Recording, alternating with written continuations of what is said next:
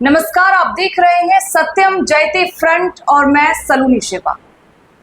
क्या आप जानते हैं कि दिल्ली की चकाचौंध, मुंबई की रफ्तार और बेंगलोर की वो चमकती रातें आखिर कहां से जिंदा है? उनके पीछे जलने वाला हर बल्ब झारखंड के कोयले की राख से पैदा होता है।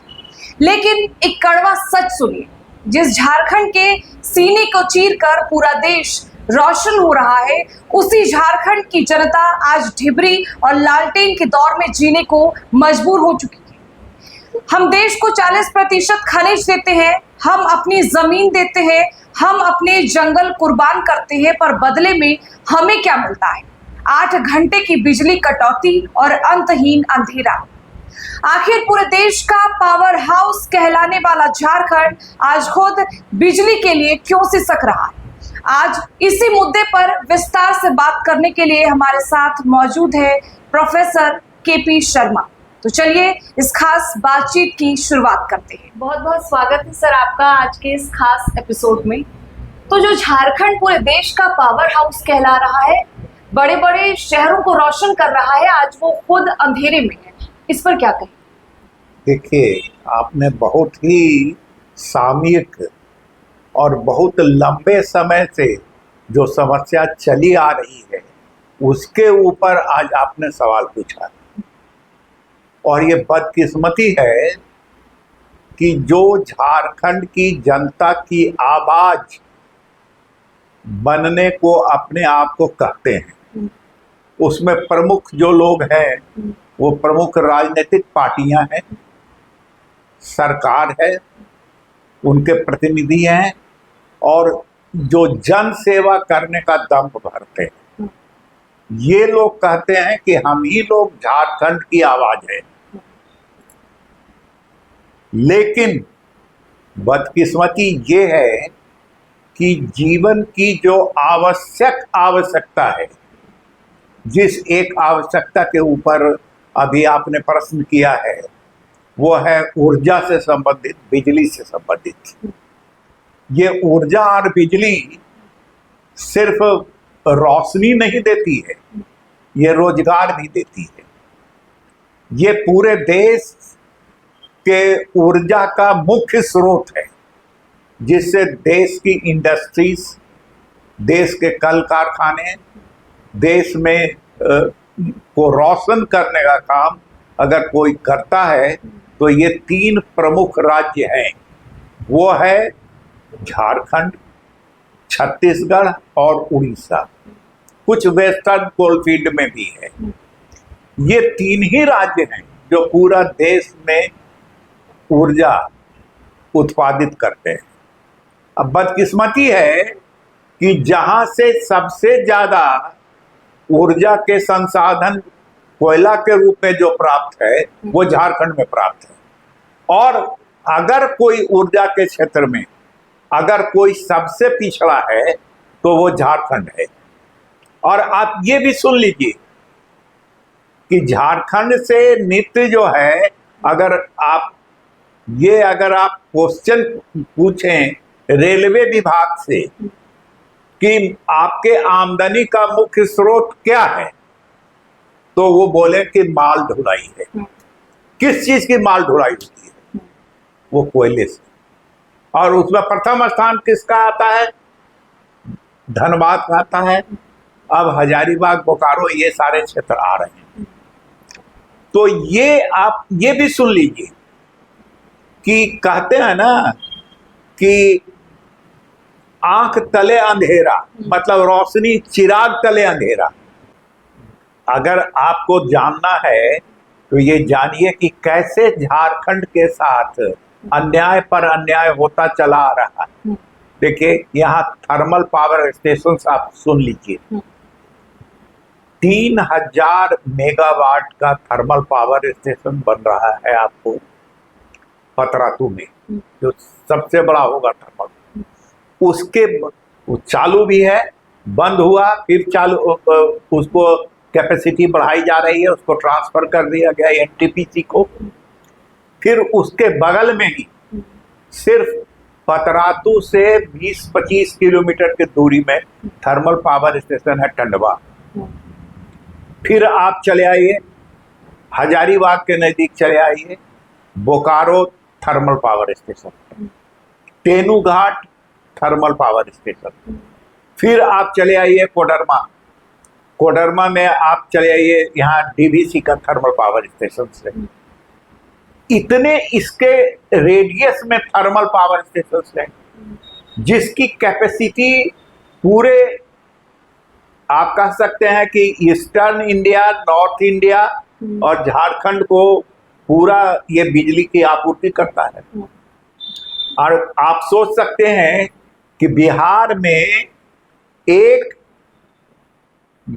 किलो कोयला उत्पादित नहीं होता है, लेकिन बिहार में बिजली का लाइन है, बिल्कुल है।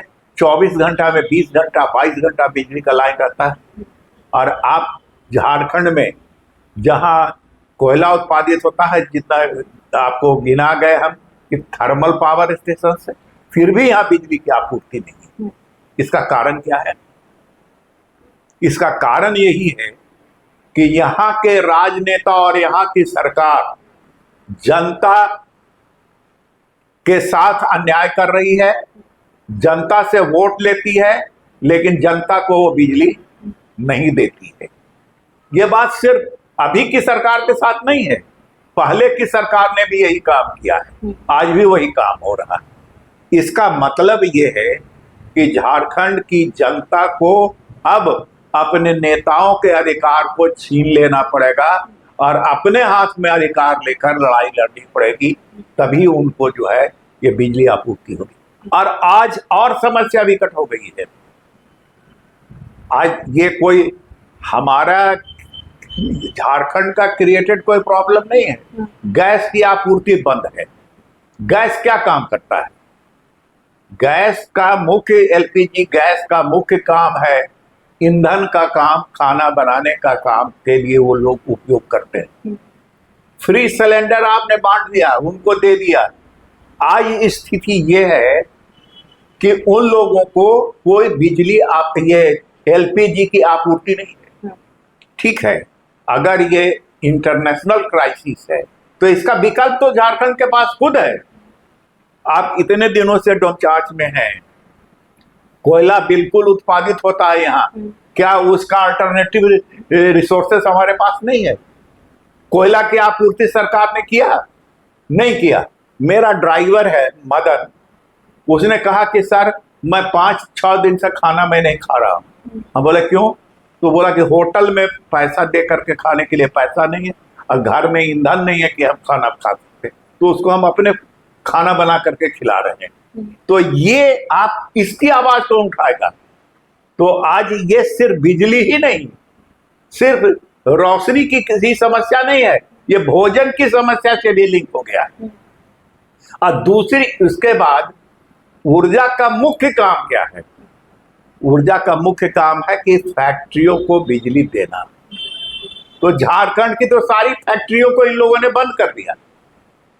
और कोई यहाँ जब इतना बिजली का उत्पादन है तो यहाँ फैक्ट्री खुलनी चाहिए थी या सरकार को खुलवाना चाहिए था, तो लेकिन नहीं। क्यों नहीं फैक्ट्रियां खुल रही है यहाँ? मैं ये आपको कहता हूं कि एक आप सर्वे कीजिए झारखंड के, आप ये देखिए कि कितनी जो मध्यम दर्जे की फैक्ट्रियां और बड़ी फैक्ट्रियां हैं झारखंड में, कितनी फैक्ट्रियां बंद हो गई और उसके पास कितना जमीन है, आज कितना जमीन उनके मातहत अंतर्गत है। तो आज जब वो फैक्ट्रियां बंद हो चुकी है और नए फैक्ट्रियों को लगाने के लिए जगह ऑलरेडी है, तो एक सर्वे करा करके ये देखा जाए कि हम जो भी फैक्ट्री अगर यहाँ खोलना चाहता है उसके लिए तो यहाँ ऑलरेडी जमीन जो है, पहले से लोग जो है फैक्ट्रियां जो बंद है उसके अंतर्गत जमीन है, फैक्ट्रियां खोल सकती है। तो ये ऊर्जा का यहाँ भी उपयोग नहीं हो रहा है। इसके पीछे दूसरा कारण भी है कि यहाँ लॉ एंड ऑर्डर का प्रॉब्लम है। कोयला यहाँ जितना उत्पादित होकर अन्य जगहों में नहीं जाता है, उससे ज्यादा कोयला का माफियागिरी होता है। यहाँ से कोयला उतनी ही मात्रा में, जितनी मात्रा में लोग कोयला शो किया जाता है कंपनियों के द्वारा कि हम थर्मल पावर स्टेशन को दिए हैं, उतना ही कोयला ब्लैक में यहाँ दूसरे जगहों में बिकता है। तो ये स्थिति अगर रहेगी तो जनता क्या करेगी झारखंड की। इसीलिए मैंने आपको कहा था कि सत्यम जयते फ्रंट का यही काम होगा कि इस प्रकार से अन्याय जो हो रहा है और उसके खिलाफ हमारे नेता जो आवाज नहीं उठा रहे हैं और जनता को जगा नहीं रहे हैं, सही बात नहीं बता रहे हैं, जनता आज रो रही है लेकिन कोई उसका आंसू पोंछने वाला नहीं है। आपने बताया कि झारखंड में इतने थर्मल प्लांट्स मौजूद हैं, एशिया का सबसे बड़ा कोयले का उत्पादक है झारखंड, और यहाँ की जनता को क्या मिल रहा है? धूल, अंधेरा और इतनी भीषण गर्मी में एक मतलब बिजली के लिए यहाँ की जनता जो है वो तरस रही है। यहाँ से बिजली दूसरे शहरों में जा रही है, वहां अगर 1 घंटे की भी अगर कटौती होती है तो हाहाकार मच जाता है। तो क्या झारखंड की जनता ने इसे अपना किस्मत स्वीकार कर लिया है? ये देखिए, झारखंड की जनता ने किस्मत स्वीकार नहीं कर लिया है, बल्कि उनके ऊपर स्वीकार करवाया गया, उनको ठगा गया है।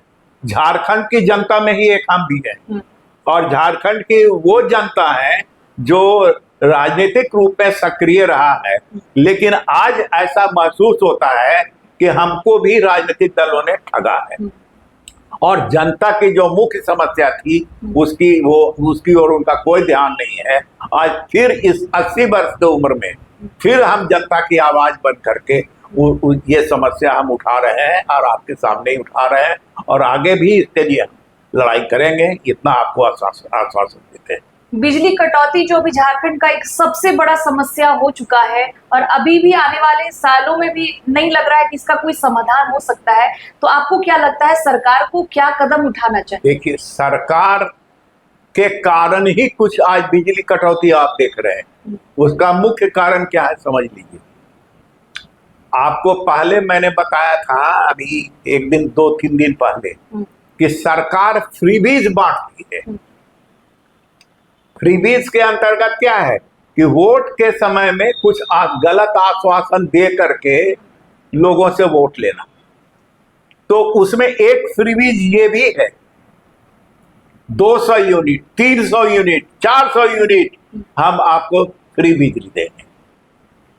कहने के लिए घोषणा हो गया है कि हम देंगे। कहां से देंगे आप? बिजली विभाग को जो सप्लाई करती है बिजली विभाग, उसको जो फ्री बिजली बांटने के लिए जो दिया गया है उसको ये पैसा ही नहीं देती है सरकार। तो उसने क्या काम किया?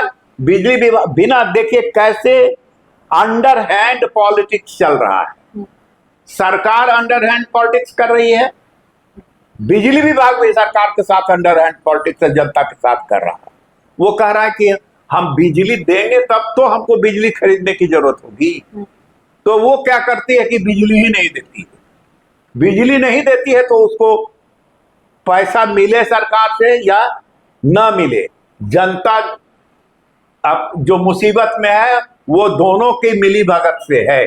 सरकार और बिजली विभाग के मिली भगत से जनता आज इस मुसीबत में है। लेकिन इसके लिए अगर 95% अगर कोई दोषी है तो वो सरकार है, क्योंकि वो इस प्रकार की गलत घोषणाएं करके, जबकि बिजली विभाग उसी की अंडरटेकिंग कंपनी है, सरकार की ही अंडरटेकिंग कंपनी है, और उसको दोनों के मिली भगत से आज लोगों को इतना सरप्लस बिजली होते हुए झारखंड में, अगर झारखंड की जनता को अगर बिजली नहीं मिले तो इसके लिए दोषी किसको माना जाएगा? जनता को या सरकार को? जो इतने थर्मल पावर स्टेशन आपको हम गिना गए हैं, जितने थर्मल पावर स्टेशन जो है वो पूरे दूसरे राज्यों को बिजली सप्लाई कर रहा है, लेकिन झारखंड को की सरकार जो है उससे बिजली नहीं ले सकती है, इसलिए कि वो उसको पैसा ही नहीं देना। जब आपने फ्रीबीज का जिक्र किया अभी, तो जनता भी कहीं ना कहीं इससे खुश होकर के जो अपना वोट बैंक है वो सरकार के हाथों में दे रही है। तो इस वीडियो के जरिए आप जनता से क्या कहना चाहते हैं? देखिए, जनता फ्रीबीज में क्यों फंस रही है इसको भी आप समझ लीजिए। हम जनता की मजबूरी और गरीबी को हम खरीद रहे हैं। हम मजबूरी उसकी है कि उसके पास पैसा नहीं है, संसाधन नहीं है, तो आप जो है आप उसके मजबूरी का आप तात्कालिक फायदा उठाते हैं कि आज हमने घोषित कर दिया कि 300 यूनिट आपको हम बिजली फ्री देंगे, 200 यूनिट आपको हम बिजली फ्री देंगे, किरोसिन तेल आपको देंगे। किरोसिन तेल तो अब मिलता भी नहीं है। हम आपको ये अमुक चीज देंगे, राशन देंगे, ये देंगे। तो ये फ्रीबीज जो है ना को काम से नहीं जोड़ा गया। फ्रीबीज गलत नहीं है, फ्रीबीज विथ प्रोडक्शन होना चाहिए कि हम आपको 10 रुपया दे रहे हैं, आपकी मजबूरी है कि आपके पास रुपया नहीं है, तो 10 रुपया हमको दे रहे हैं, तो 10 रुपया के एवज में आपको काम भी करना पड़ेगा। आप भूखे नहीं मरेंगे, आप श्रम भी करेंगे। बिना श्रम किए ये फ्रीबीज बांटना, इसका उदाहरण मैं देना चाहता हूं आपको। जब फर्स्ट वर्ल्ड वॉर हुआ 1930 और 32 में, आर्थिक संकट विश्व में सबसे बड़ा आर्थिक संकट आया, तो यूरोप में ये आवाज उठी कुछ सरकारों के द्वारा, कुछ लोगों के द्वारा कि क्यों नहीं जनता को कुछ हम फ्रीबीज बांट दें। तो इसका विरोध हुआ। सरकार ने कहा कि मैं अपनी जनता को निकम्मी जनता नहीं बनाना चाहता हूं। जनता जो है वो काम करके खुद जो है आगे बढ़ेगी। और यूरोप ने उस संकट काल में, विश्व युद्ध के संकट काल में फ्रीबीज को इनकार किया। यूरोप का जो है रिकंस्ट्रक्शन हो गया, तुरंत रिकंस्ट्रक्शन हो गया। आज हमारे यहाँ फ्रीबीज भी बांटा जा रहा है, किसी का कोई कल्याण नहीं हो रहा है, और जनता गरीब की गरीब ही बनी हुई है और वो बेचारी है। जैसे भिखमंगे को हम लोग कुछ उसके थाली में हम लोग डाल देते हैं, उसी तरह से जनता क्या, सरकार क्या जनता को भिखमंगा समझती है कि उसके थाली में कुछ डाल दिया और उससे वोट ले लिया, उसके बाद जो है सो मुंह फेरते हुए चले गए 5 साल तक। तो ये तो यही बात है ना कि आपने हमारा ट्रीटमेंट कैसे किया है आपने। फ्रीबीज नहीं है, ये जो है भिखमंगा को दिया गया जो है ये भीख है। फ्रीबीज को इस रूप में जनता को लेना चाहिए, इस रूप में समझाने की आवश्यकता है कि जनता की ये सरकार जो है तुमको भीख दे करके तुमको बरगला रही है। ये जनता जब तक समझेगी, नहीं समझेगी कि इसका मोरल, उसकी नैतिकता के खिलाफ है भीख लेना। जैसे भीख के बारे में आज कहा जाता है कि नैतिक रूप में ये गलत है।